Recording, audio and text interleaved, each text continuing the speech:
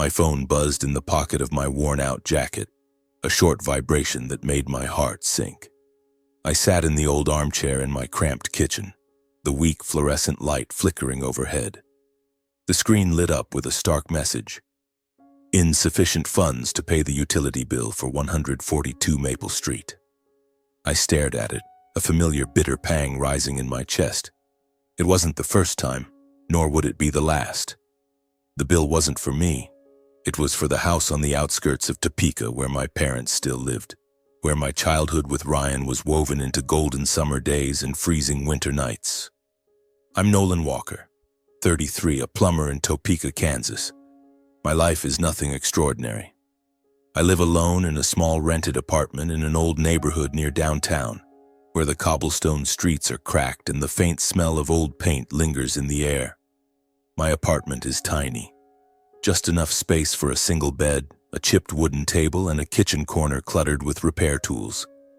Every day I wake at 5 a.m., drive my beat-up truck to job sites, fix leaking pipes, replace valves, or handle issues people ignore until they become problems.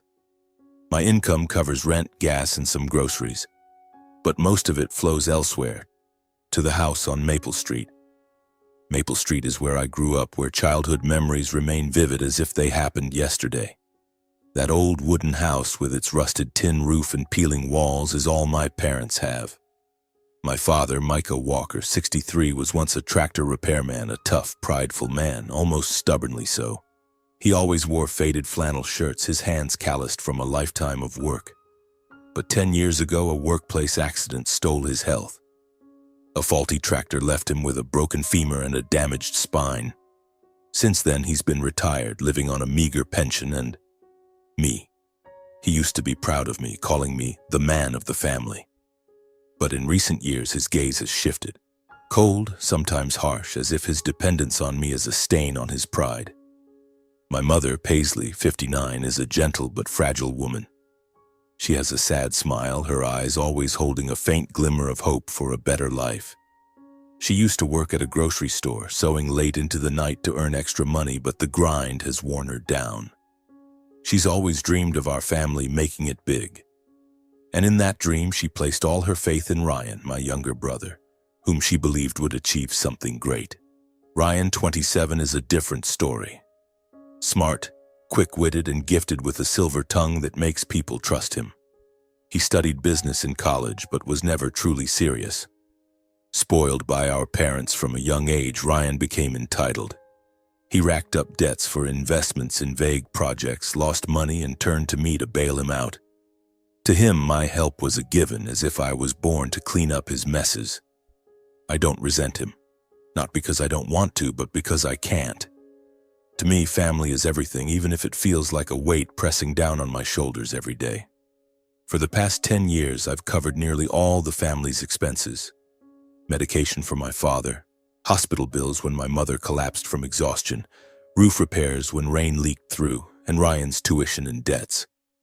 I can't remember the last time I bought something for myself. A new pair of shoes, a meal at a restaurant, a trip to unwind. Those are luxuries I can't afford. I once had a chance for a promotion at the plumbing company, a regional manager position. But I turned it down because it required relocating and I couldn't leave my family behind. Personal relationships faded too. I dated a woman, Sarah, a few years ago, but she left when she realized I couldn't make time for anyone but my family. My parents used to say I was their pride. My mother would hug me, her voice trembling. "Nolan, you're the most dutiful son," her eyes glistening as I handed over money to fix the old heater in the house. My father, a man of few words, would pat my shoulder and say, "When we're gone, this house will be yours. You deserve it all." That promise was written in an old will my mother kept carefully in the dining room drawer. I never cared about inheritance, but that piece of paper gave my sacrifices meaning. A silent thread tying me to them, to the old house on Maple Street. But now, sitting in my cramped kitchen, staring at the phone's notification, I felt only exhaustion. Not resentment, not anger, but a deep, bone-weary fatigue, as if my entire body was sinking into a dark pool. I've done everything for them. Dad, Mom, Ryan. Not out of duty, but because it's the only way I know to feel I still have a family to care for. Yet every time I check my bank balance, every time another bill arrives, I ask myself, what am I doing with my life? The next morning, a rare Sunday off, I was jolted awake by the shrill ring of my phone. It was my mother, her voice trembling, not with the usual worry, but with an unfamiliar excitement. "Nolan, come to the house right now. It's huge." She spoke quickly, almost shouting, then hung up before I could ask anything. I sat up, my mind foggy. Huge. In my family, huge usually meant another bill, one of Ryan's debts, or yet another repair for the old house. I sighed, threw on my worn jacket, and drove to Maple Street. When I arrived, the small street was buzzing. Neighbors gathered in the front yard, their laughter and chatter filling the air, some snapping photos with their phones. A news van from the local paper was parked by the gate, and a reporter was interviewing my mother with a microphone. Mom, in her faded floral dress with her hair neatly tied back, was smiling so brightly I barely recognized her. Dad stood beside her, his back slightly hunched but his eyes gleaming, as if he'd rediscovered the man he was 10 years ago. Ryan leaned against the doorframe, a smug grin on his face, as if he were the center of all the attention. "Nolan," Mom cried out when she saw me, rushing over to throw her arms around me. "You won't believe it. We won the lottery. $10 million, Nolan. 10 million. She grabbed my hands, tears sparkling in her eyes. Not from worry this time, but from joy. I stood frozen, trying to process the news. $10 million? For our family, that number was like a dream. Dad approached, clapping me hard on the shoulder. "Good, right, son? We're finally free from this miserable life." I smiled genuinely. For the first time in years, I felt a weight lift. I thought of the bills that would no longer haunt us, of Mom not having to sew through the night, of Dad getting his medications without me scrambling to cover the cost. "I'm happy for you," I said, my voice hoarse. "Really." And I meant it. In that moment, I saw our family as it used to be. The days we huddled under blankets to stay warm. When Dad told stories about his time on the farm, when Mom sang lullabies to Ryan, I thought maybe we'd finally be okay. But that joy didn't last long. Within weeks, the atmosphere in the family shifted. The money arrived, and with it came whispers, plans, and a change in how my parents looked at me. Ryan, as always, became the center of every conversation. He talked about investment opportunities, on doubling the money and building a business empire. Mom listened, her eyes shining as if Ryan were a genius. Dad, though quieter, nodded along, trusting in his youngest son's vision.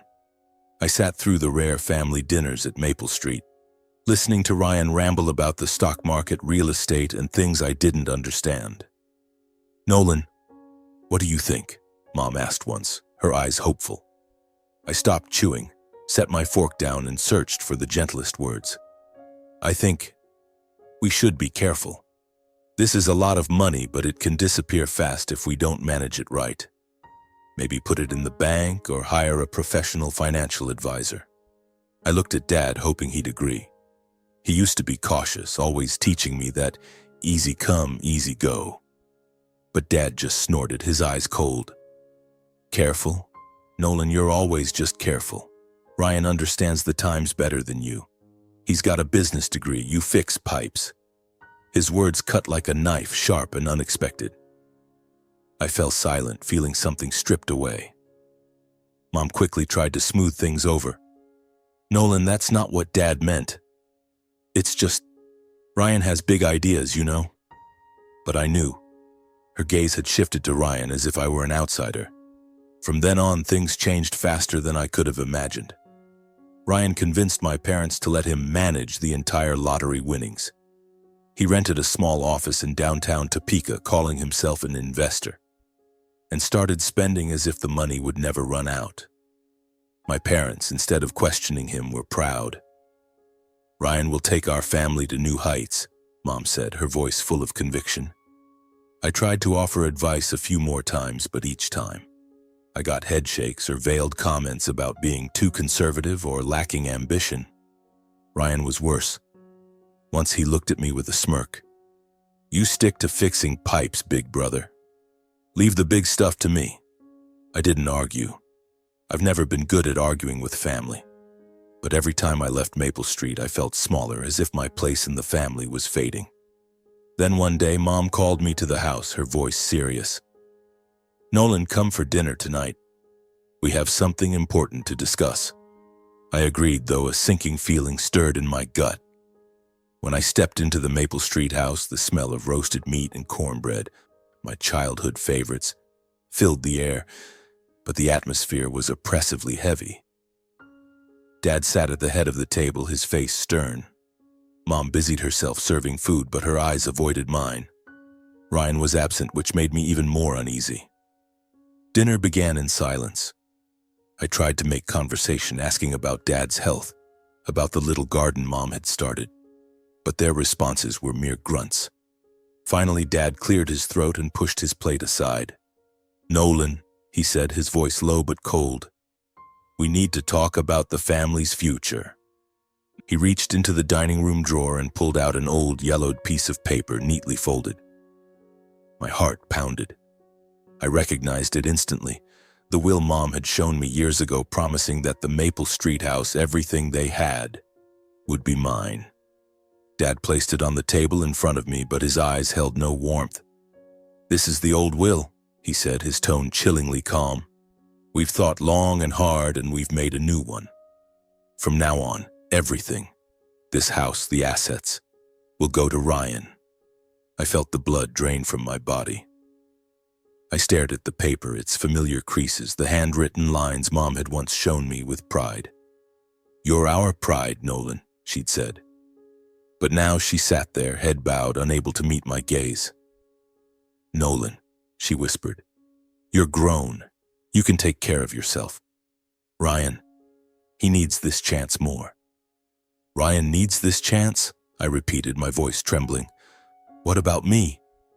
What have I done for this family for the past 10 years? I didn't shout, but my voice was louder than I intended. Dad frowned, his eyes sharp. "Don't make this difficult, Nolan. You're the eldest. You should understand. Ryan has vision. You're fine." "Fine?" That word hit me like a punch to the face. I stood, my hands shaking as I picked up the old will. I folded it carefully as if it were fragile. "I don't need the inheritance," I said, looking straight into Dad's eyes. "But I need to know if your promises ever meant anything." No one answered. Mom started crying, but she said nothing to stop me from leaving. I walked out of the house, my steps heavy. That night, Topeka felt colder than usual. Or maybe it was just me. I brought the old will back to my apartment, tucking it into a drawer, not because I wanted the house, but because it was the only proof of a promise that once felt real. From that day on, I was no longer invited to family meetings, no longer asked for my opinion, no longer part of their plans. The money I thought would bring happiness to our family had instead pushed me out of it. The months that followed saw my parents' and Ryan's lives transform so quickly I could hardly keep up. They left Maple Street, the rickety old house with its rusted tin roof and rotting fence, for a luxurious mansion in Overland Park, an upscale neighborhood with pristine cobblestone streets and perfectly manicured trees. I heard from neighbors that Mom cried as they left, not out of nostalgia but out of excitement. "We're finally living the life we deserve," she told an elderly neighbor, her voice brimming with pride.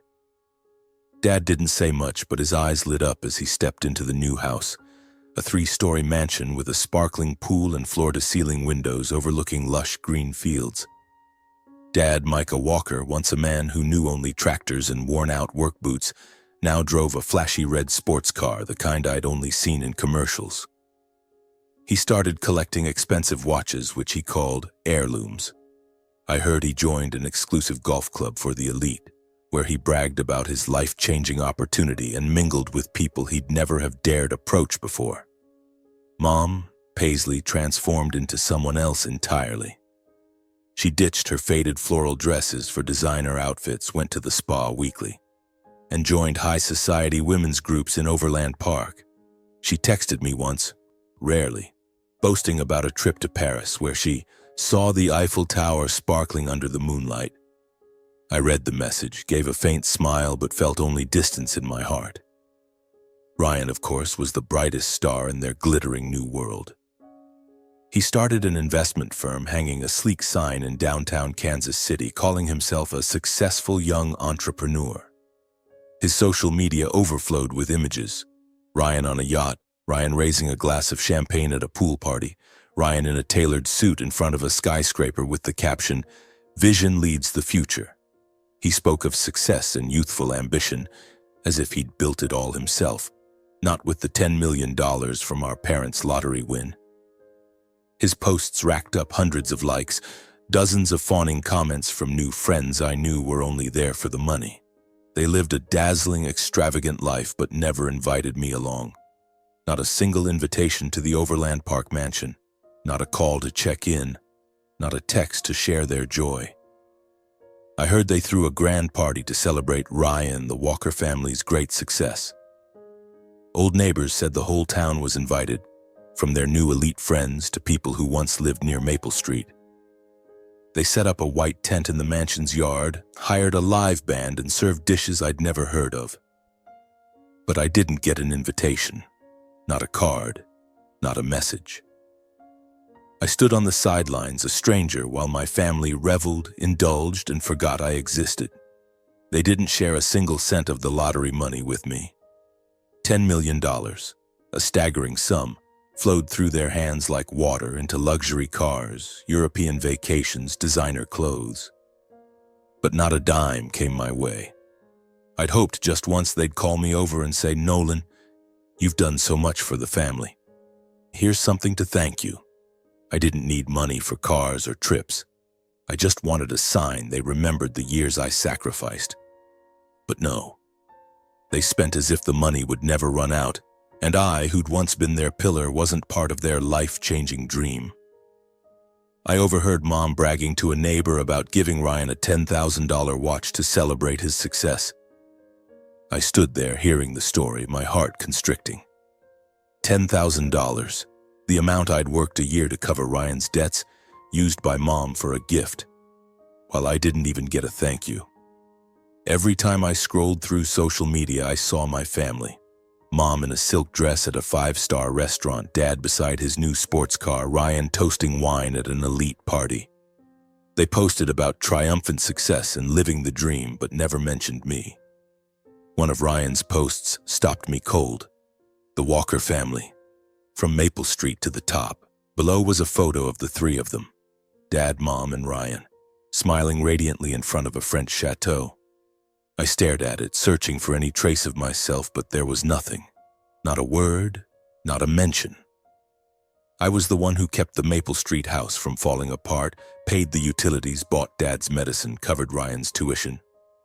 But in their story of the top, I didn't exist. Meanwhile, I lived as I always had.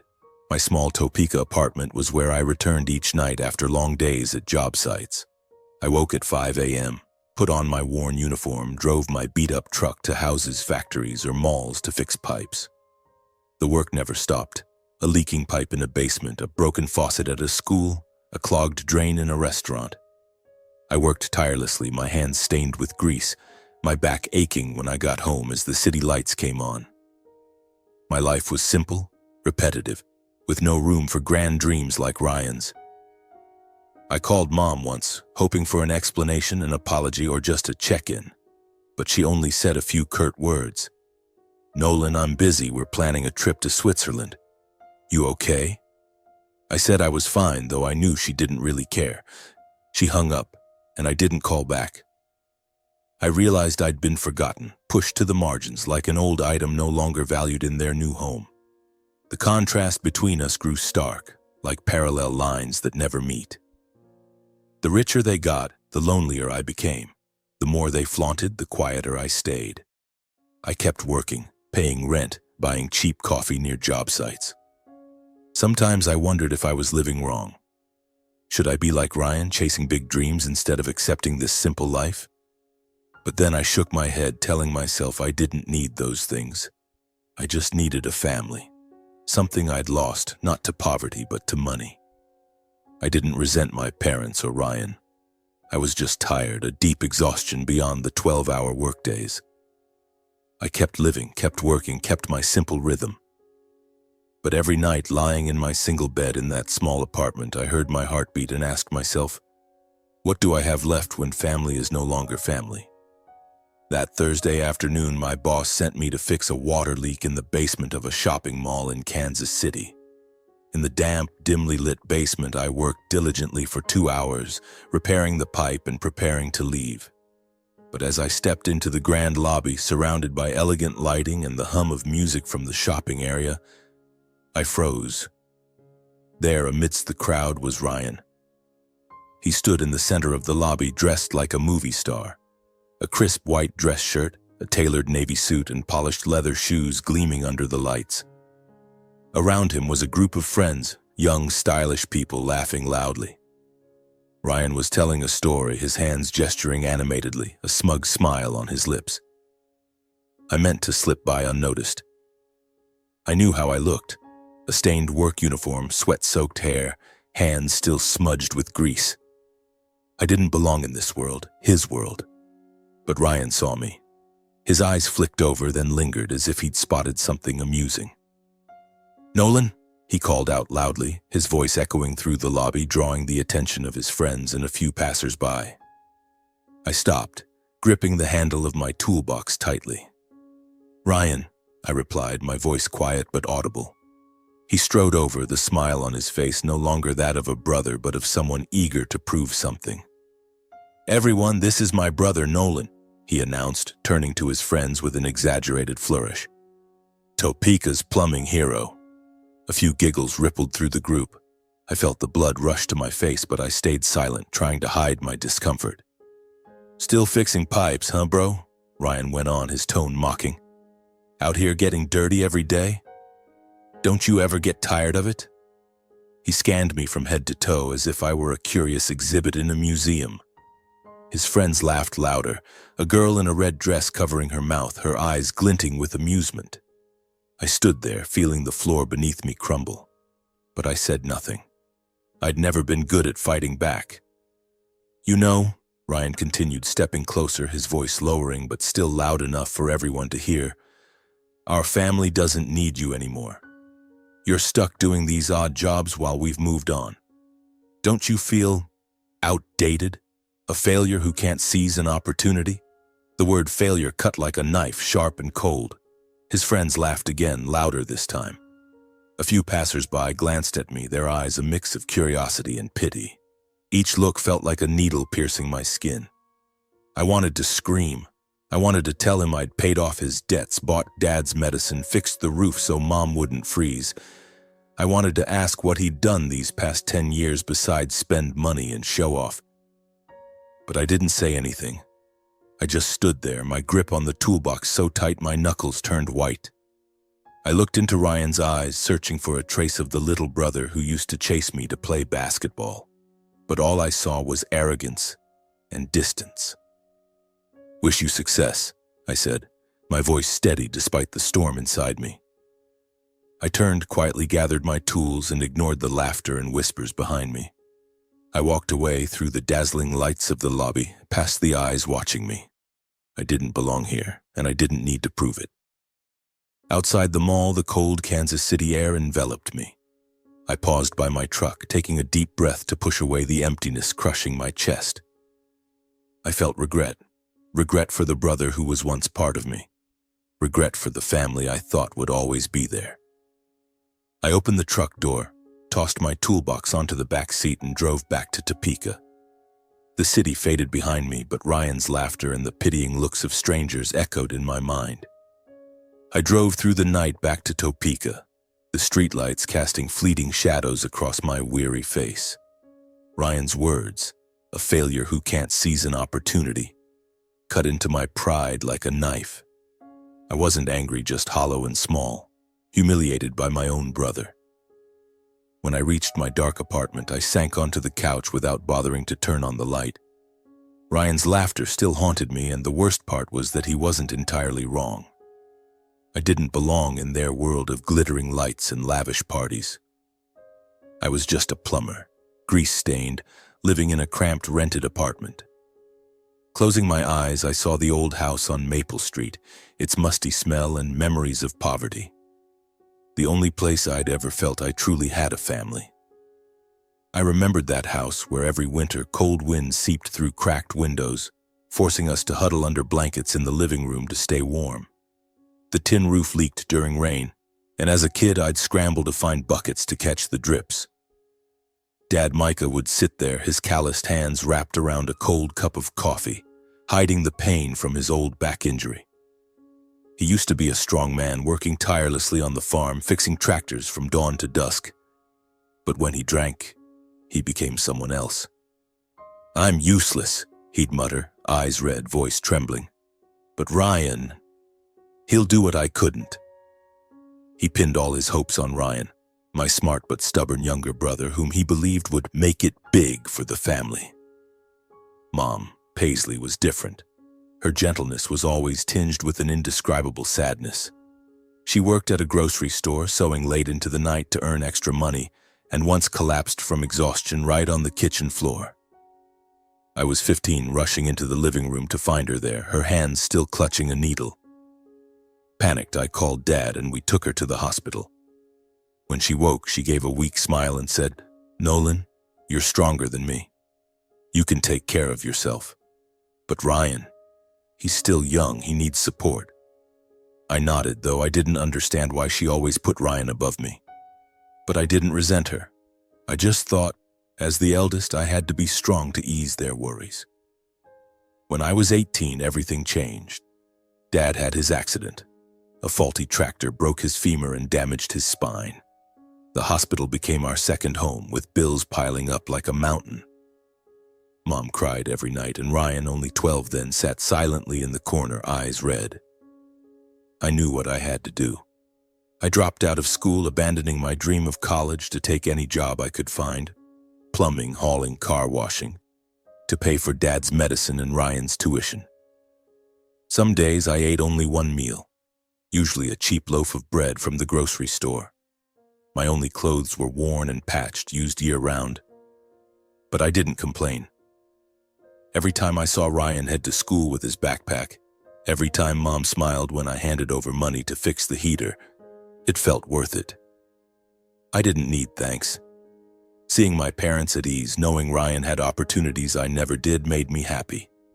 Even knowing my parents favored Ryan, I never held it against them.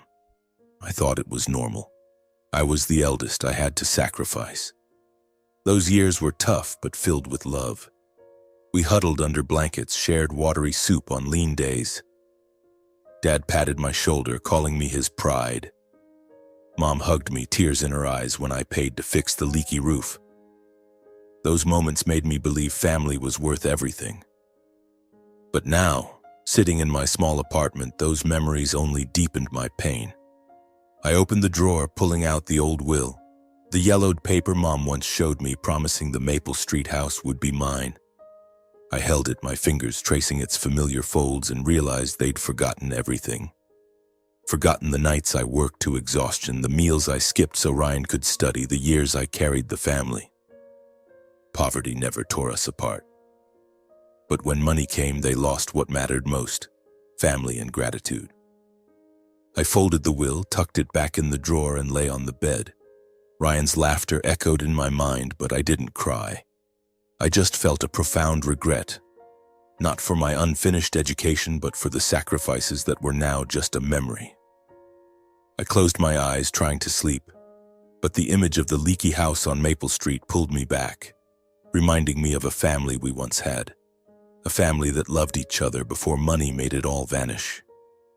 I closed my eyes, trying to sleep, but the memory of the leaky house on Maple Street pulled me back, as if reminding me that my family once existed, once loved each other before money made it all vanish. Ryan's mocking laughter, the pitying looks from strangers at the mall, and the old will in my drawer, they played like an old film looping in my mind. But I didn't let myself drown in that pain forever. I'd learned that if I couldn't change the past, I could still move forward, and life in its own way gave me a chance.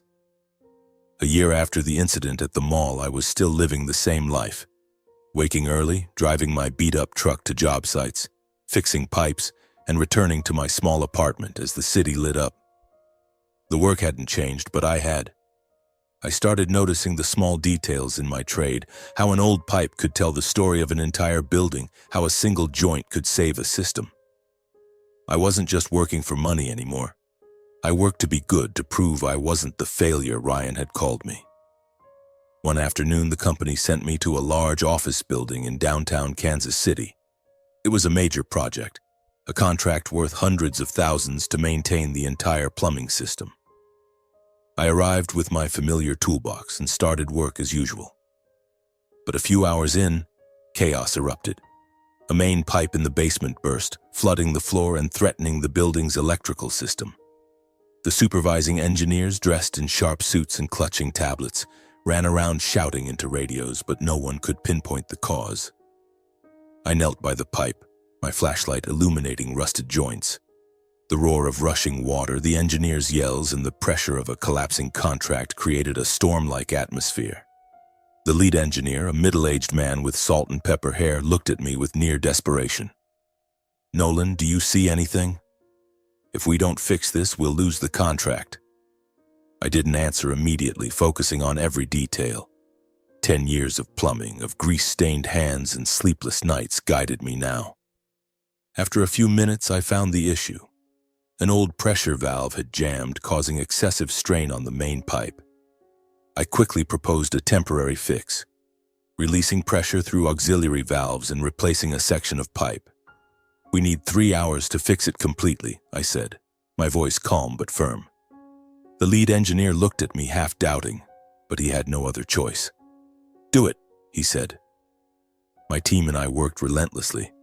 Water sprayed everywhere, my hands froze, but I didn't stop. 3 hours later, the flood ceased and the system stabilized.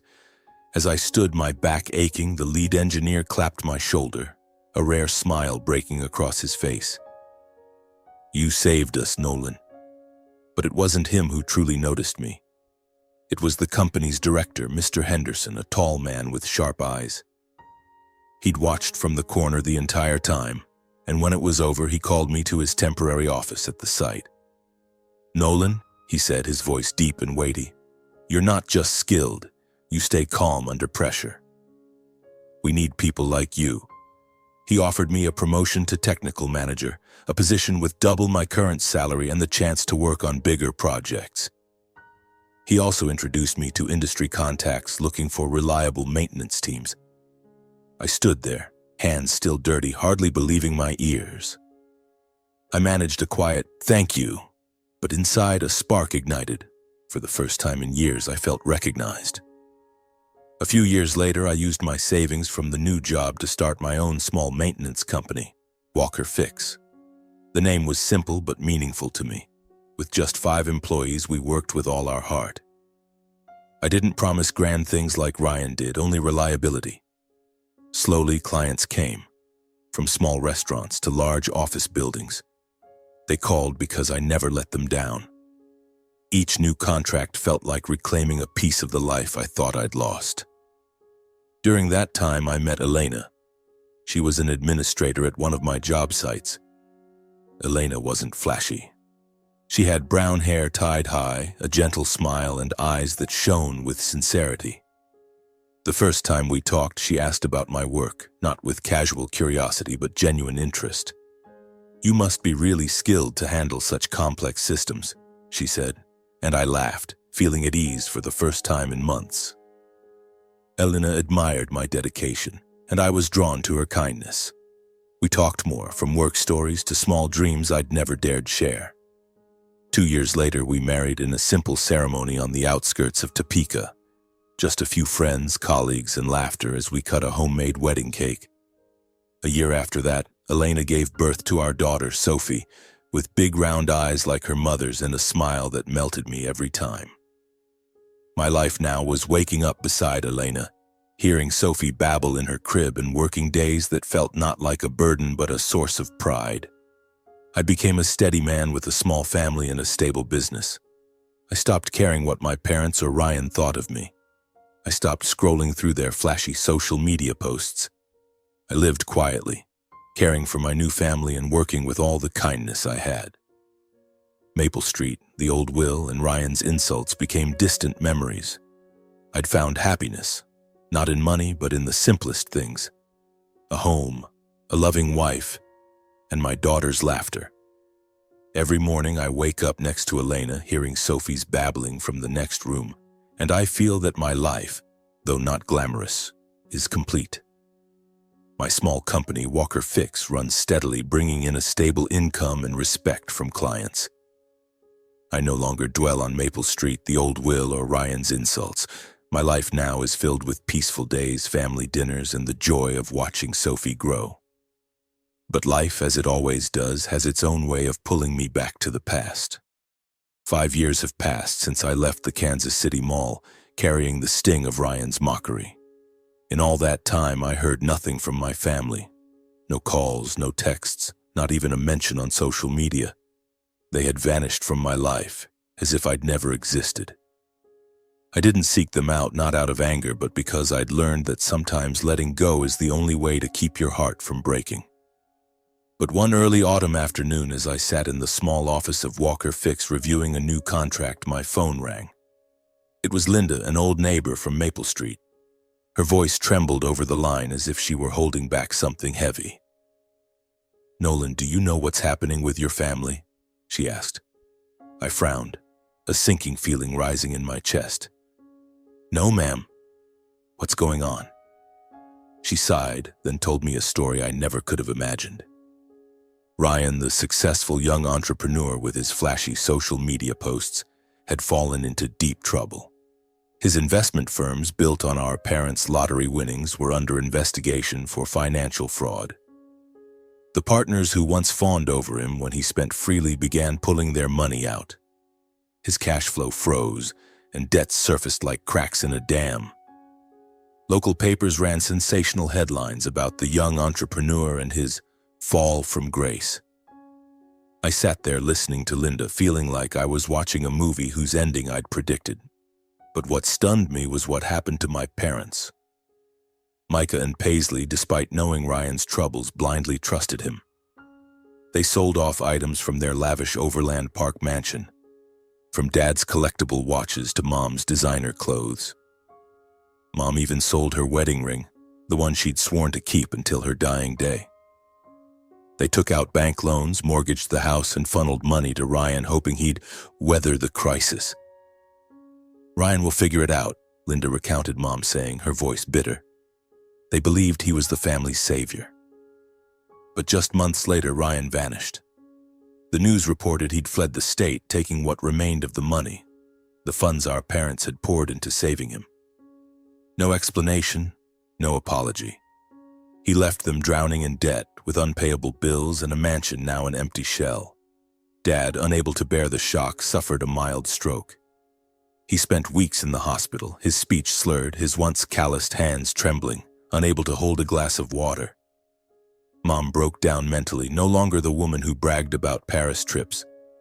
She grew quiet, her eyes vacant, as if all hope had been drained. They were forced to sell the mansion to cover part of the debt, but it wasn't nearly enough to offset Ryan's damage. The elite friends, the high society women's groups, the people who flocked to them when they won the lottery, all turned their backs. No one wanted to be tied to a family mired in scandal. Friends, relatives, those who once visited Maple Street to celebrate the win were nowhere to be found. My parents, from the heights of wealth, plummeted to the depths of loneliness and illness. When Linda finished, I sat still, phone in hand, my mind blank. I didn't feel hatred, not really. Just a deep bitterness, as if every warning I'd given years ago, about being careful with money, about not entrusting everything to Ryan, had come true. I remembered trying to advise them, only to be brushed off as too conservative, lacking ambition. "Ryan understands the times better than you," Dad had said. And now Ryan was gone, leaving them in the wreckage of a dream they thought would last forever. I didn't call my parents or seek them out, not because I didn't care, but because I didn't know how to face them. In my heart, they were still my parents, but they were also the ones who erased me from their lives, who chose Ryan over me. I went home, held Sophie close, listening to her giggle as I told her about fish in a lake. Elena watched me, her gentle eyes reading my thoughts. "You okay?" she asked, her hand resting lightly on my shoulder. I nodded, smiled, but inside I knew I wasn't. That night I lay in bed, staring at the dark ceiling. Images of my parents flashed in my mind. Dad with his trembling hands, Mom with her vacant eyes. I thought of Maple Street when we were poor but had each other. I thought of the old will, the promise that I was their pride, and I thought of Ryan, the brother once at the center of our family, now gone, leaving my parents in ruins. To me, this collapse wasn't just about money.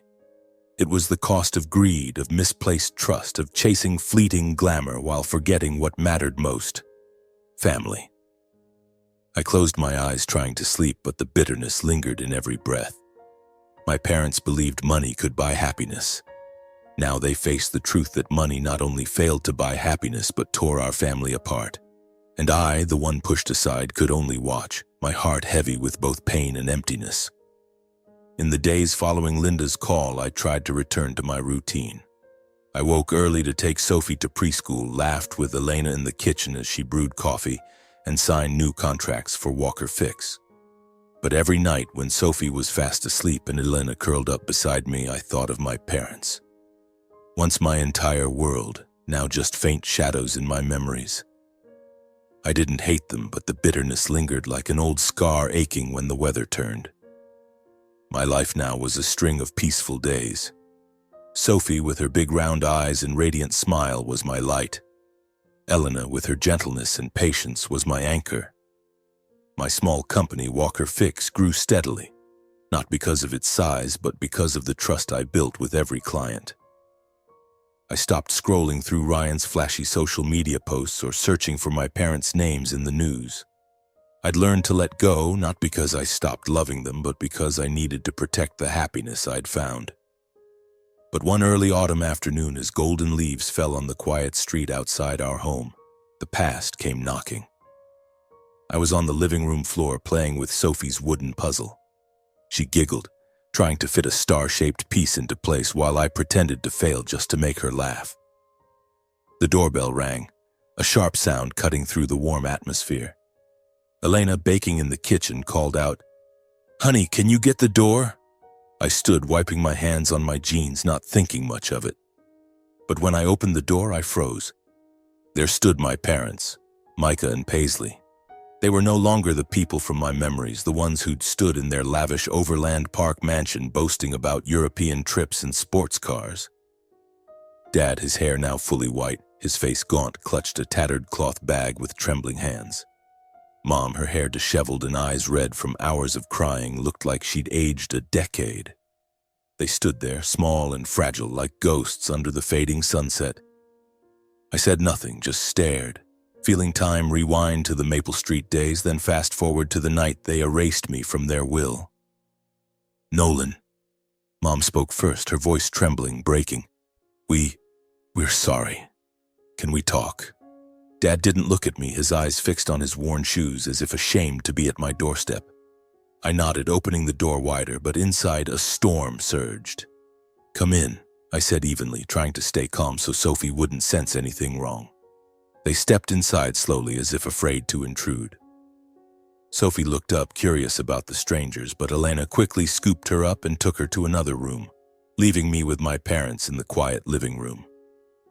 I offered them a seat on the old couch, but they stood, clutching the ragged bag as if it were their last possession. "What's going on?" I asked, though I already suspected part of the answer. Dad cleared his throat, but his voice was weak, lacking the strength of the man who once worked on the farm. "Ryan, he's gone, Nolan," he said, eyes still on the floor. "He took all the money and left us with nothing but debt. The apartment we rented, they evicted us. We have nowhere to go." Mom burst into sobs, her choked cries piercing my heart. "Nolan, please," she said, stepping forward to grab my hand. "Help us, just this once. We just need a place to stay. Just temporary." I stood still, her cold hand in mine. Her plea cut open an old healed wound, sharp but not angering. I felt only a deep pain mingled with exhaustion. I looked at Dad, the man who once called me his pride, now unable to meet my eyes. I looked at Mom, who'd promised the Maple Street house would be mine, now begging me like a stranger. 5 years ago, they'd pushed me out of their lives, chosen Ryan, erased me from their will. And now, with everything in ruins, they came to me. I said nothing, walking silently to the bedroom. I opened the drawer and took out the old will, the yellowed paper with familiar creases in Mom's handwriting. It had been a symbol of trust, love, the promise that I was part of the family. I held it, my fingers tracing the lines, memories flooding back like a tidal wave. The nights I worked to exhaustion to pay Ryan's debts. The meals I skipped to buy Dad's medicine. The times Mom hugged me saying I was the strongest person she knew. And then the night they placed this will on the table saying I was grown, able to fend for myself, and gave everything to Ryan. I returned to the living room, the will in my hand. My parents looked at me, their eyes a mix of hope and fear. I placed the paper on the table before them. "This was your promise," I said, my voice low but clear. "That I was your pride, that I deserved it all. But you chose differently." I picked up the paper, looked them in the eyes, and slowly tore it into pieces.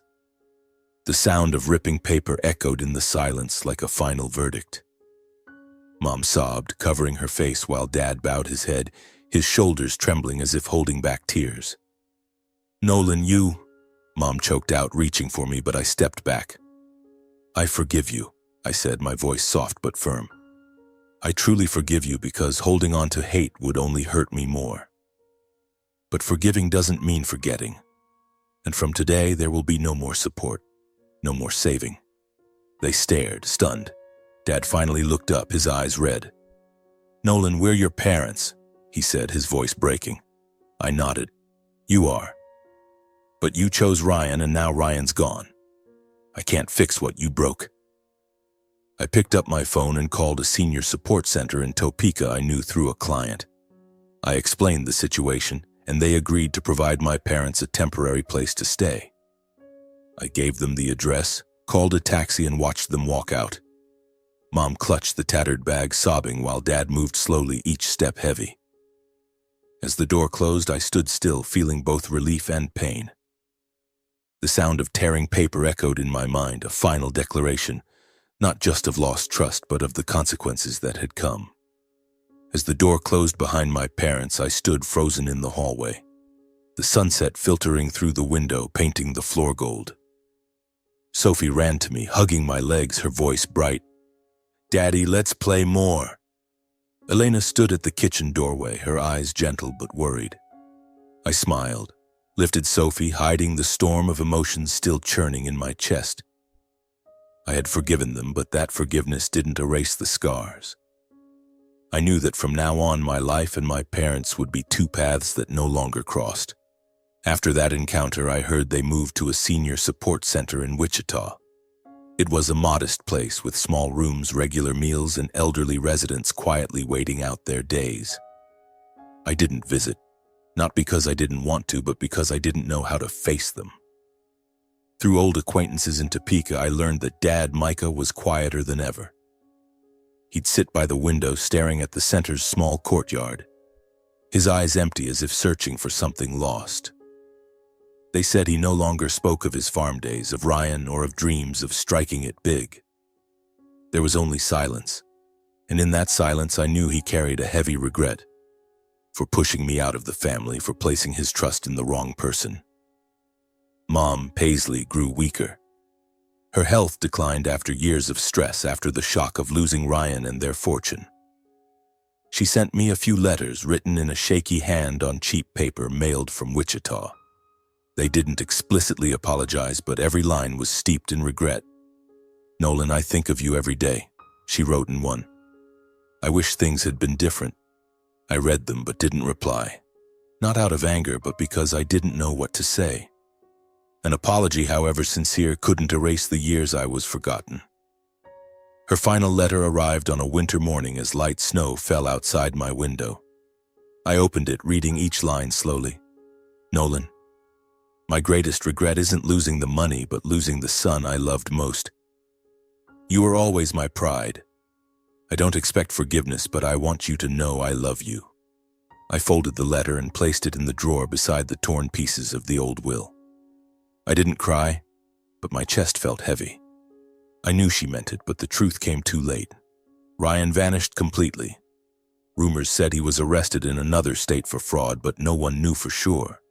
Some claimed he was living under a new name, chasing more risky ventures. To me, Ryan's name was just a faded scar in my memory. No longer painful, but never fully gone. I didn't look for him or try to reach out. Ryan had chosen his path, and I'd learned I couldn't save those who didn't want saving. Meanwhile, my life went on, peaceful and fulfilling. Walker Fix, my small company, grew in trust. From small contracts, I started getting offers from major businesses in Kansas City. Office buildings, hotels, even a large hospital. I didn't chase lucrative deals or promise beyond my ability. I worked with the same dedication I always had, and that earned me a reputation Ryan, with all his money and flashy words, never achieved.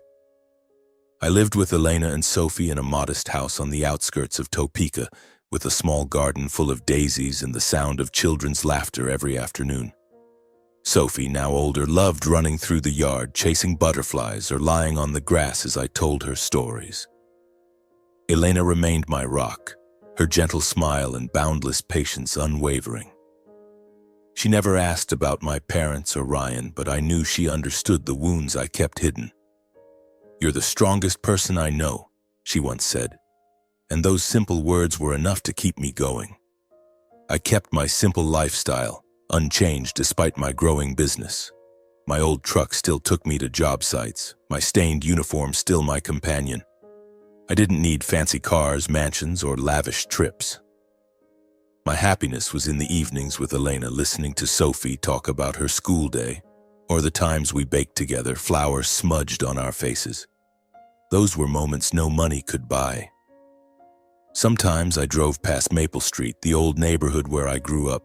The house had new owners, freshly painted, the rotting wooden fence replaced with gleaming steel. I'd stop looking through the car window, but I no longer felt resentment, only nostalgia, like a traveler glancing at an old path. I remembered the nights when wind whistled through cracked windows, the meager meals we shared, and Mom's smile when I brought money home. But I also remembered the night they placed the old will on the table, erasing me from their future. Those memories no longer hurt. They were just a story that had ended. I understood not everyone gets a second chance. My parents lost everything, not just money, but family, gratitude, and trust. Ryan chose a path of deceit, and now he was just a name in my past. But I chose differently. I didn't let hatred ruin the rest of my life. My greatest fortune wasn't Walker Fix's success or the big contracts. It was learning to let go, to live with a free heart. The Walker family's story closed in silence, a harsh reminder that money can buy many things, luxury cars, mansions, glittering trips, but it can never buy back lost family. I stood in my garden watching Sophie play under the sun and knew I'd found what mattered most. A true family, one that needed no promises or wills to prove its worth. I stood in the garden watching Sophie chase butterflies under the sunlight, knowing I'd found the most precious thing. A true family, one that needed no promises or wills to prove its worth. Golden leaves fell gently on the grass, the autumn breeze carrying a soft chill. And Sophie's clear laughter rang out like a healing melody. Elena stepped out from the kitchen with 2 mugs of coffee, her smile as warm as morning light. "What are you thinking about?" she asked, handing me a steaming mug. I smiled, shaking my head. Just grateful. But inside, I knew I was thinking of more than that. I was reflecting on my long journey, the pain, the betrayal, and the harsh lessons life had taught me. The story of me, of the Walker family, wasn't just a tragedy of money and betrayal. It was a bitter reminder of the limits of filial duty and the devastating power of greed. I once believed family ties were unbreakable, that blood was an unshatterable bond. I lived by that belief through my youth, when I dropped out of school to work, when I skipped meals to pay Ryan's debts,